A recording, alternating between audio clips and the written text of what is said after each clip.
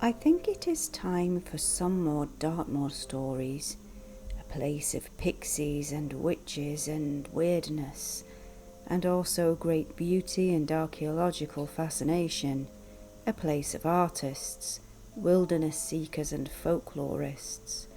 Today I will tell you of a witch's curse, a river's mystery, a witchery hare, an ogre, and the Pixies' revenge on a local abbot. Nearby Houndtor, that distinctive pile of granite rocks with its history of Conan Doyle and partly his inspiration for the Hound of the Baskervilles, is a very tall stack of granite called Bowmans Nose. It stands surveying the countryside all around for miles, and from one angle you can see a face emerge from the silhouette of the granite, and this is what is left of Bowman himself. Dartmoor was and still is a place of many witches, frightening ones once, whiter ones now, but this tale dates back to a time when the locals were terrified of the witches, and yet they needed them too. They could help heal the sick, help deliver babies and help communities. It was a relationship of necessity, and the witches held the power. In these dark and distant times, living on the eastern side of the moor lived a moorland man known as Bowman the Hunter, a tall, forbidding and strong man, a supreme hunter. It was his passion and his life. Bowman's hunting hounds were renowned also, the most vicious and merciless during the hunt, and they never gave up pursuit of their prey. He became an arrogant man. Nobody could compare to him in the hunt, and no hounds could best his. He became famous and infamous all across the moor, and it was this arrogance that led to his downfall. The people lived in fear and respect of the moorland witches. They knew where these people would meet at their sabbats and moots, the strange places full of eerie sensations. These the people avoided as best they could, and yet Bowman scoffed at their fear. He was afraid of no one, not even the devil himself, and there was no way he was going to be frightened of a bunch of old women with their so-called spells and nonsense. And as well as this, he encouraged the other moorland folk to stop being so superstitious of the hags. It was all rubbish. Now, Dartmoor is not a very large place, and eventually Bowman's disrespect got back to the witches, who were furious, of course, and yet the coven of witches did have a real fear themselves of Bowman. After all, his dogs were dreadful, and he himself was a powerful physical man. Without either party saying a word, a careful truce developed. Bowman and the witches avoided each other, while both sides carried on with their business. It was an autumn day when Bowman broke this uneasy truce. Heading home, his hounds flushed a large hare from her hiding place, and she took off across the hillside. With Bowman's encouragement, his hounds took flight after it. They almost had the poor beast when it darted off to one side into a wooded valley. The dogs stopped confused, and then they picked up the scent once more, and they sped off through the trees with Bowman running and leaping close behind. And then both hounds and man came to a clearing, and in this clearing was a coven of witches about their spellcraft. The hare leaped between the women, and following, regardless of who they harmed or hurt, leapt Bowman and his dogs. The witches scattered to avoid injury, and now they were filled with rage and screaming in anger. Bowman did not care. He had gone by then, still chasing the hare, and yet they screamed after him. After some time the women were calmed, still filled with rage, but deadly calm. They talked and came to the same conclusion. Bowman had this time gone too far. His arrogance had caused them real physical harm. They would have revenge both swift and fierce. It was a thing that one of these witches had a peculiar gift, because this witch could transform herself into a hare, an unnatural thing, a witchery hare. It was decided a trap would be set for Bowman, and she willingly agreed to be the bait. All they needed was to watch and wait for the return of the hunter. And so it came to be. He and his baying hounds were soon in their area. The sound of the hounds announced him before he could even be seen. All of the witches hid themselves and left the one witchery hare to take up her role. She allowed herself to be seen and smelled. The dogs picked up her scent, and the chase began. The hare led the hunter and hounds over hills, across tors, over the bogs and through the mires, through the woodlands and over the rivers, but they could not catch the hare. At last Bowman and the dogs began to falter, exhausted, still chasing, but their spirits were numbed by now. They chased the hare up a steep ridge, and as they neared the top, the witchery hare stumbled. The dogs made to attack it. It was a ruse. The hare darted off behind a tor. Bowman and the dogs pulled themselves together, and they began the chase once more, right into the witch's coven's trap. Behind the tor stood the coven, waiting. The witchery hare and many more witches who had come to lend their spellcraft and power. The hunter and the dogs stood in exhausted confusion as the witches began to circle, chanting and chanting. Bowman found he could not move, and nor could his dogs, as the witches made circles around and around them all. The spell carried on, round and around the circle. Stronger and stronger the energy grew. Bowman could not move. Bowman could not breathe. And little by little he began to turn to stone, growing from the earth to the shape of a huge granite stack, and his dogs transforming to boulders all around him. All he could do from then was gaze with sightless eyes over the lands that he once hunted, and he is there to this very day. And on dark nights it is said that Bowman can break his spell for the briefest of times and roam Hain down with his dogs, only to be returned to his stony state as the spell returns. Tavistock is one of the main towns of Dartmoor, a stannery town, one of the places that had officials who could give the seal of approval for the quality of the tin mined on the moor. It is a rather grand moorland town, extensive nowadays, but still would have been very grand and imposing at the time of this story. As with many Dartmoor places, there is a connection with monks, there once having been an abbey at the town, the remains of which can be seen to this day. And it was one of the bishops of this abbey that caused outrage among the Pixie folk of Dartmoor. This abbot was appalled at the belief of and respect for the Pixies by the moorland folk. To him this was against the will of God, a sin, especially the acts of leaving out gifts of food for the Pixies, or wearing charms of them for luck. He gave a list of punishments that must be carried out towards anyone acting in this way. The people were afraid of the bishop, even more so than of the Pixies, it seems.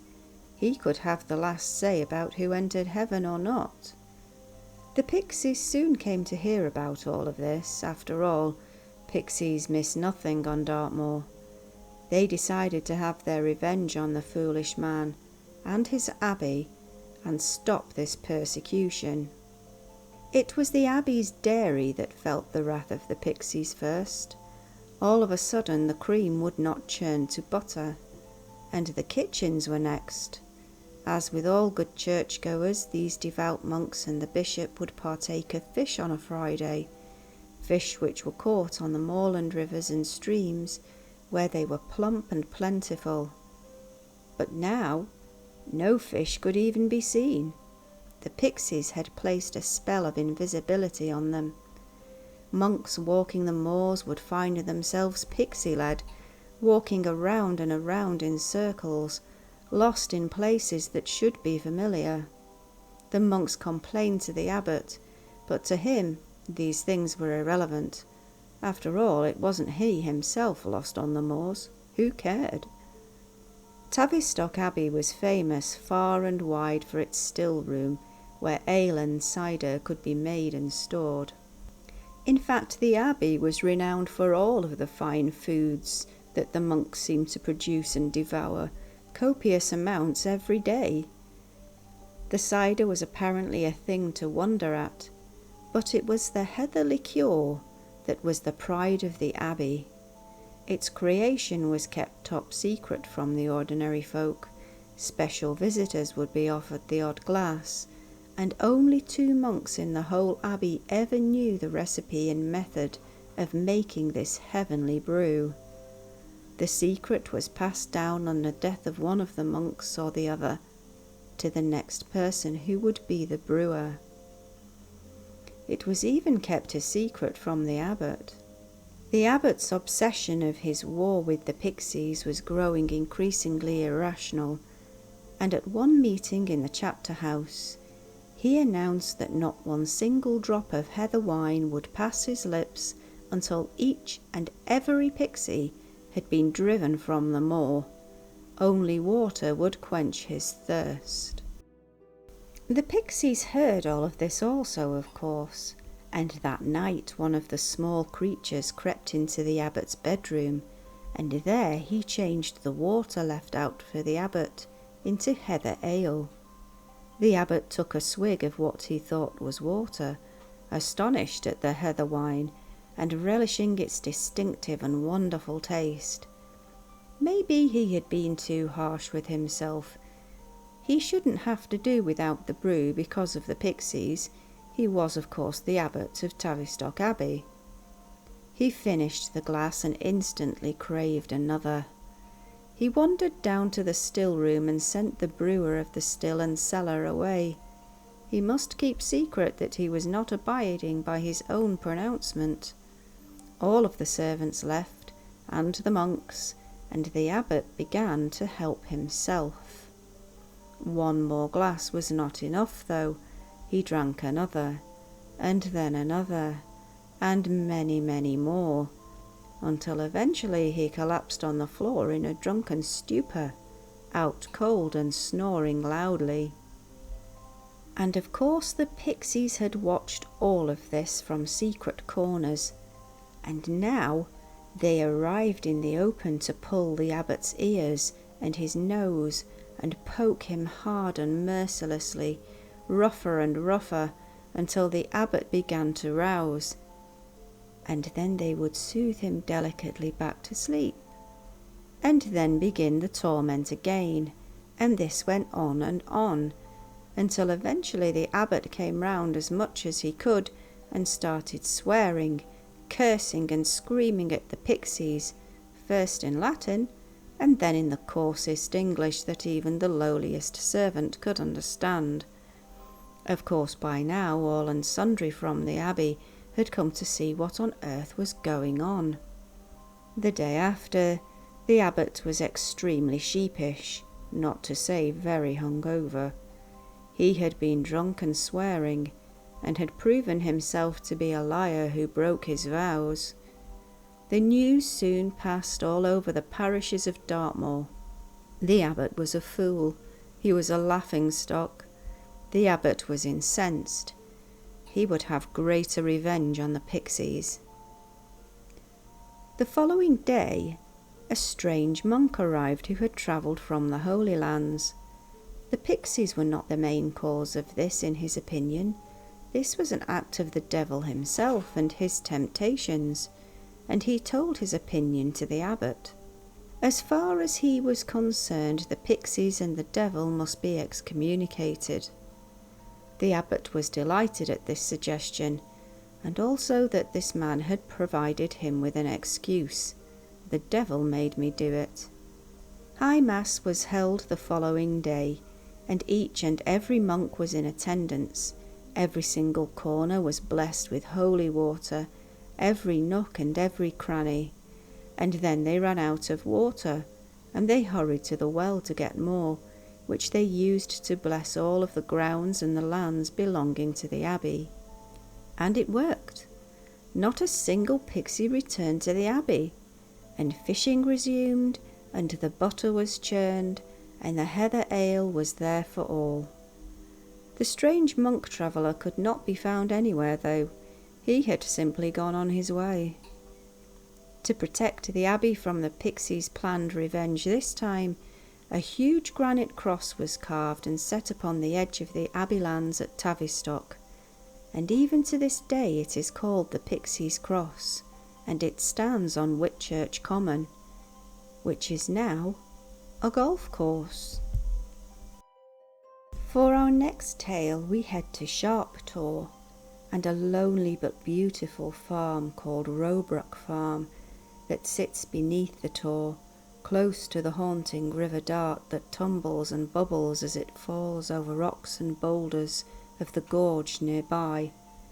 And some have said that it sometimes sounds like a human calling from the river, or maybe the spirit of the Dart itself. It is a thing, you know, the spirit of the Dart.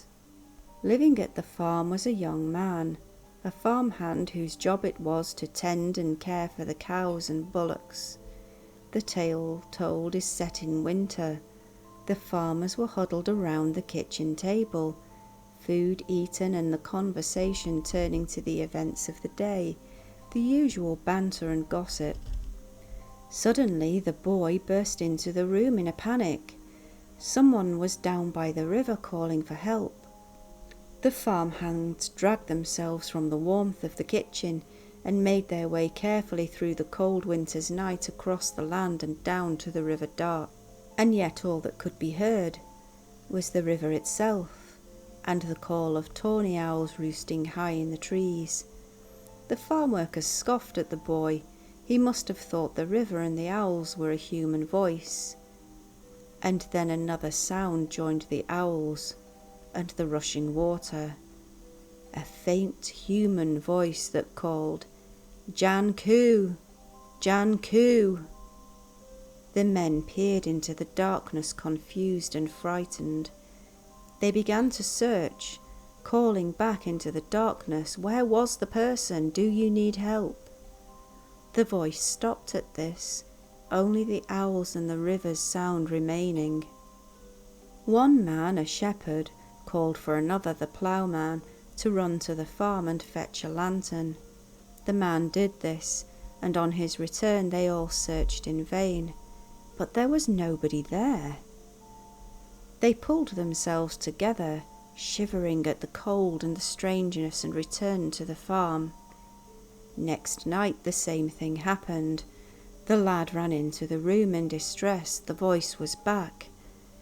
They decided this time to simply stand in the farmyard and listen from there. This time all could hear the voice calling from the river, "Jan Coo! Jan Coo! Jan Coo!" They all called out, and yet once again there was no response. The men suspected Pixies, and at this they shuddered, and returned to the safety of the farm, the fireside, and locked the door firmly behind themselves. Time passed. Winter turned to early spring, and the hedgerow flowers were starting to poke their heads from the late snows and icy earth. A freshness in the air, and a pale sun in the skies over the moor. One evening the cowherd and his friend Abel were travelling back to the farm. They had crossed over Sharptor and were heading down the slopes. And then the voice again, after all this time, "Jan Coo! Jan Coo! Jan Coo!" louder this time and more urgent, coming from Langamarsh pit. The lad shouted back, "Jan Coo!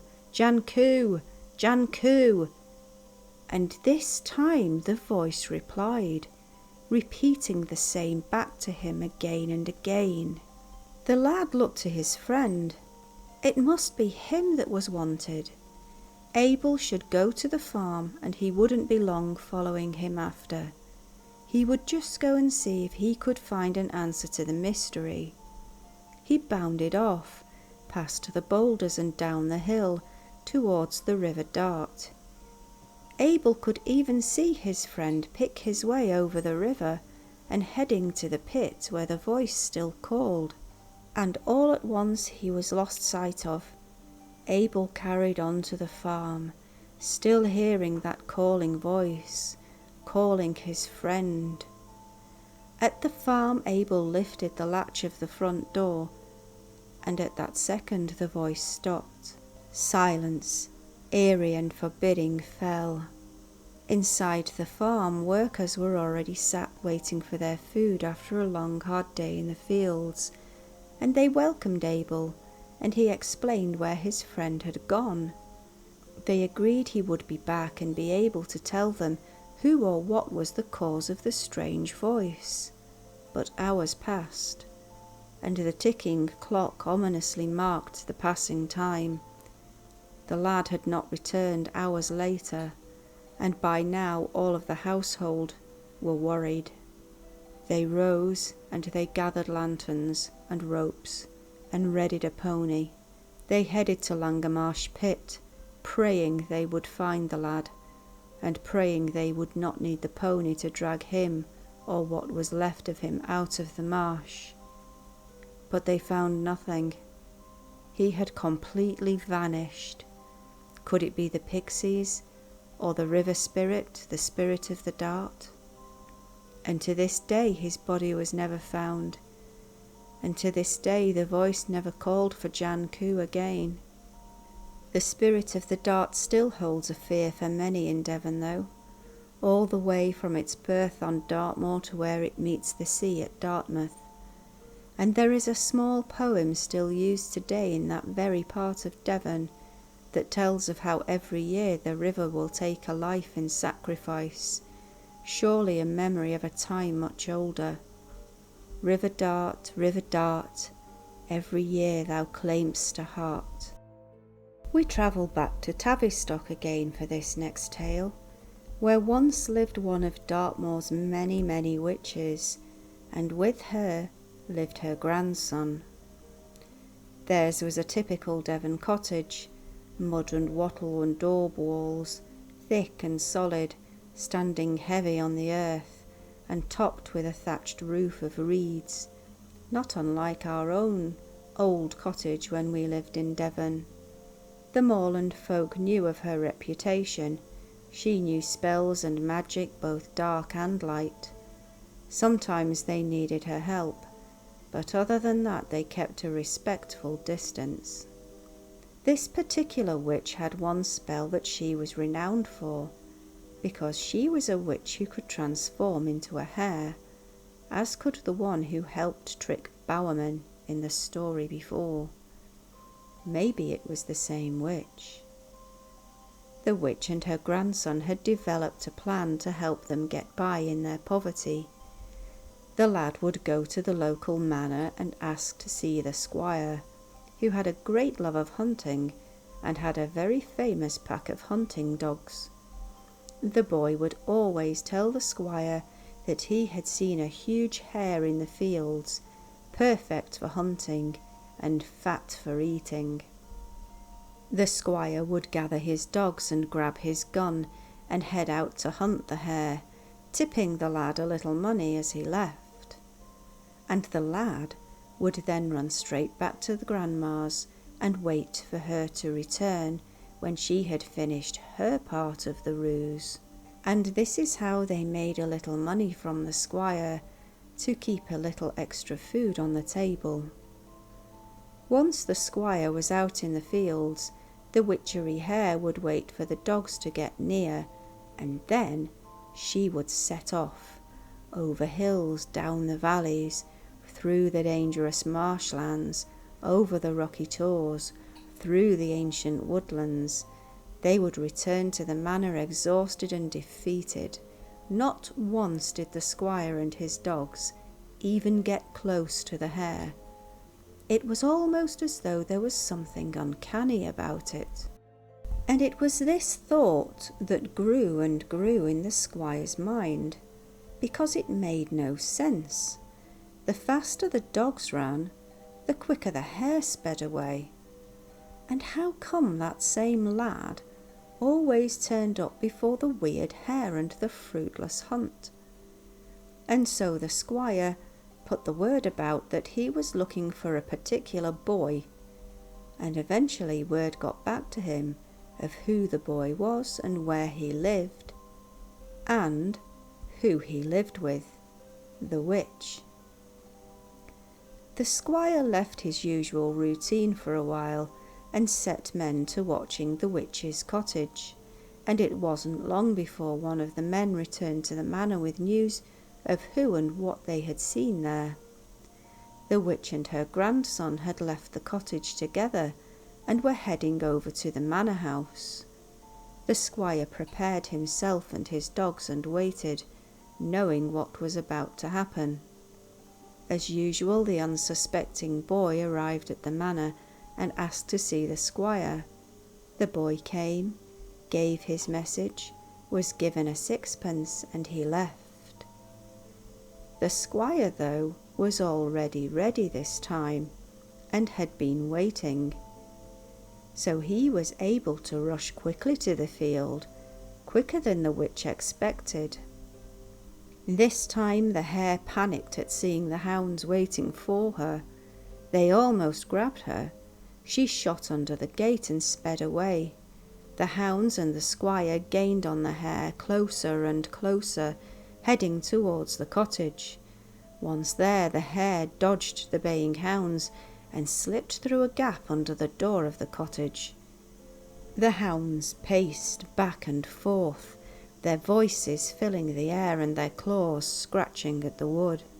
The squire arrived and banged at the cottage door, demanding the old woman come out, but all that met this demand was silence. He heaved himself at the door, but it did not move. By now a small group of people had come to see what the noise was. The squire turned to one and told him to head to Tavistock, fetch the parson and the parish constable, and get back as quickly as possible. When they returned, the constable banged on the door, and slowly it opened. The old woman stood there asking whatever was wrong. They accused her of witchcraft, and she denied everything. The squire threatened to let his dogs loose on her, and she broke down sobbing and confessed. The old woman and her grandson begged for mercy, crying dreadfully, her grandson pleading for his grandmother's life. Eventually she promised to give up the craft, never cast another spell, and she would even attend the local church on Sundays. The crowd decided that they would spare her. She had one chance to repent and change her ways. The squire was not happy, though. He would have his vengeance. He would give her a whipping in punishment. The woman meekly submitted. He had his way, and she was left on the floor, writhing in pain. Yet this was sadly not the end of the story. The witch returned to her ways, for how else could she and her grandson survive? She didn't transform to a hare anymore, but the local folk told of many wicked things that she had done. Finally, they had had enough. The old woman was arrested as a witch. At trial, she was found guilty and eventually put to death, and her grandson banished from the moor forever. A sad tale indeed, and yet a typical one of the time. In the lovely town of Ashburton, on the edge of Dartmoor, are many old buildings, cafes, pubs and galleries, and this is set in beautiful countryside. It is, like Tavistock, one of the Dartmoor stannery towns, so it would have had special standing on the moor. Now, in the centre of Ashburton is a bridge over what was called the River Yeo, now the Ashburn, and this is called the King's Bridge. And it is here that the town was plagued by a dreadful water spirit, Cutty Dyer. Cutty Dyer was a monstrous fairy creature, and like many water spirits he would take the lives of unwary travellers or those who would come to the banks of the river, and his favourite victims were children, naughty ones, especially little boys. He would tempt them to the water's edge with his magic, drag them in and eat them. Adults were not safe either. Many lost their lives to Cutty Dyer as they made their way home from the local pubs. There is a tale told by the wonderful Dartmoor historian and folklorist William Crossing of two men who had been carefully walking along the river one night. Behind them was Ashburton, the town silent in its slumber. Only their own footsteps and the odd word between them broke the silence. Their way was a winding one, tripping a little, weaving around. It was obvious that the two men had enjoyed one or two drinks at the pubs in town. Every so often they would stop and argue about which way was the right way home, and it was during one of these arguments that one of them stopped and yelled, "Cutty Dyer!" His friend grabbed his arm and they both stared towards the same point. There, in the middle of the river, stood a huge figure, water dripping from the cloth that covered it, great goggle eyes flashing, black snake-like locks of hair twisting down from its huge head, and a beard the same hanging down to its belt. Nothing of the face was visible except those menacing bright eyes and teeth that were sharp and pointed. The men froze in terror. The figure came closer, closer, reaching out one great hand. They just could not move, and then the hand of Cutty Dyer touched one of the men's shoulders. And at that, the spell of fear was broken. The men screamed and ran and staggered from the riverbank. Did Cutty Dyer intend to kill and eat them? We will never know. The two men were still alive the next day. One collapsed and sleeping in a stranger's cucumber frame, covered in glass, and the other woke to find himself in the local jail as he had assaulted the constable the night before. So there we have more Dartmoor tales. Trust me, there are many, many more, and I will tell those as time goes on now and then. However, for now, dear friends, keep well, take care, brightest of blessings, and remember, don't play with the fairy folk, or you may end up in one of my folk tales yourself.